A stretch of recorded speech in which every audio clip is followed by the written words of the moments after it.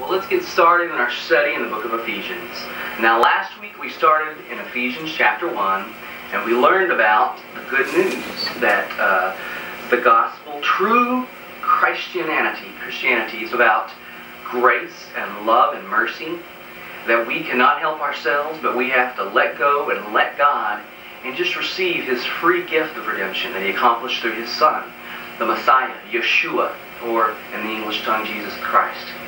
Now, you remember Ephesus was a seaport town, all right? It's in modern-day Turkey. And so it was a major crossroads between different countries that were exporting and importing goods. It was a major metropolitan city. So they faced trials like many of you face today. And there's a lot that can be learned. In fact, it's very relevant for today. Before we start our study, however, I want to pray over this and give us a blessing, and I want to give you a blessing. And I want you to receive it by faith. The blessing is from the books of 1st and 2nd Thessalonians, the church that was in Thessalonica, from the Scriptures. It says, "May the Lord direct your hearts into God's love and to Christ's perseverance.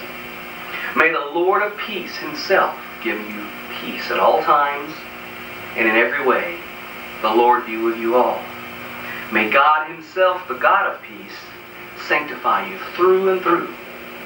May your whole body, soul, and spirit be kept blameless at the coming of our Lord Jesus the Christ. Now He who calls you is faithful, and He will do it."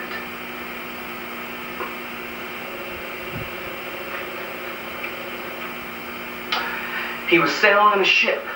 He had left behind his family, his home growing up, his childhood friends.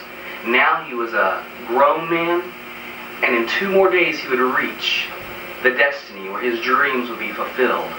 You see, this young man was a missionary, and he had dedicated his life to go into other nations, other countries, tribal communities that had no modern medical help, that needed help with disease, with poverty, with food. He was going to dedicate his life to this and to teaching them about the forgiveness of God that could be received through His Son. Well, he noticed the ship was rocky. There was a storm coming, and he noticed some turbulence. He got a little worried when he saw the hustle and bustle going about on board. Well, this young man would be thrown off course and find himself in a shipwreck. He could hardly tell what to do and hardly make distinctions of what's going on with the people screaming and running back and forth and the lightning striking and the water washing aboard. He couldn't make sense of anything. Well, he didn't die. He woke up the next morning, washed ashore, shipwrecked on an island, not where he intended to go. In fact, he had no idea where he was. As he wandered from the beach into the jungle, he found the tribe there. It wasn't the tribe he had planned to go visit. It wasn't where he was supposed to stay. He had no idea how to get in contact with the modern world. But he said, "God, if you've put me here, then this is where I need to be." So he decided to integrate into this tribe. Well, years passed. He became friends with them. He learned their language, and he became a servant to them. Many, many nights he would stay up all night with someone who was sick, washing their face. He would perform weddings. He would sit up late at night and give counsel. He would bury the dead. He would help them with their problems. He gave his whole life to taking care of this tribe.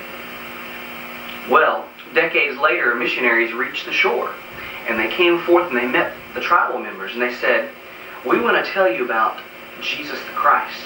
And they said, "Who is that?" Well, they went about to tell of the kindness and the goodness of our Redeemer, and the mercy and grace of our Lord, and how He gave Himself to people, and how He loved. And they said, "We know Him. He's here." And they looked at each other with bewilderment. So they led Him into the village, and they said, there He is." And what they saw was the missionary sitting there, taking care of a poor little child as the children gathered around him. You see, this man lived out the life of Jesus. And when they described who Jesus was, they said they knew Him. Is your life like that? Do you live out the life of Christ? Does He live in you? Are you full of joy? Are you attractive to people? Have you stepped away from the church? Have you been hurt and wounded by religious, mean-spirited people? And you don't know what to believe anymore. But you know that you don't want that rigid, mean-spirited, and legalistic religion. Well, I don't blame you, because it's not supposed to be like that. You say, sometimes the church doesn't look like it's supposed to. Christians are supposed to live out what they believe. We're supposed to be vibrant and full of faith, full of mercy and grace. We're supposed to love one another, love our enemies.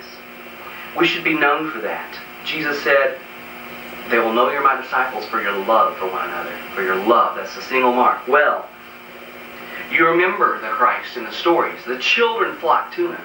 Think about it. Think in your mind, who have you seen children flock to? Not somber-faced religious people. Somebody who exudes gentleness and kindness. That's how Jesus was. We don't know what he looked like for sure, but we do know that children flocked to him. And he must have exuded the kindness and been approachable. Not only that, the woman caught in adultery, she ran to him and washed his feet with her tears, using her hair to wipe it away. We know that prostitutes flocked to Jesus and tax collectors, who would be the modern day equivalent of the mafia, the drug dealers, the lowest rung, so to speak, of the latter society. They loved Jesus. Compare that with Philip Yancey's modern day story in his book, What's So Amazing About Grace. He was talking to a young girl in the streets, and she was selling herself for prostitution. You see, it wasn't that she chose a sinful lifestyle necessarily. We can't throw stones at her because she was being sexually abused and beaten. She ran away when she was 14, 15. She was selling herself and her daughter just to make ends meet, just the bare necessities. A dumpy little apartment, dirty, roach-filled. She was straining to survive. His heart ached and he said, why don't you go to one of the churches? Ask them to help you. With horror, her eyes grew big and she grew defensive. She said, no, I would never go there. They would just make me feel more guilty. Do we free people from guilt, or do we keep on more guilt? Well, we're going to learn about grace. We're going to learn how to be victorious. Are we victorious? Are you struggling? Have you seen people who say they are Christians, but they turn you off and they don't look anything like you think this Christ is supposed to look like? Are you in bondage to sin? Do you need to be freed? Well, let me tell you, if you're a prostitute, if you're a rapist, if you've hurt someone, or if you've been wounded, if you've been betrayed, even if you're a self-righteous, mean-spirited Pharisee, guess what? Jesus passionately and intimately loves you. You know, God took the first initiative. He became man. He went through every trial we would go through. Have you been betrayed? So was Christ.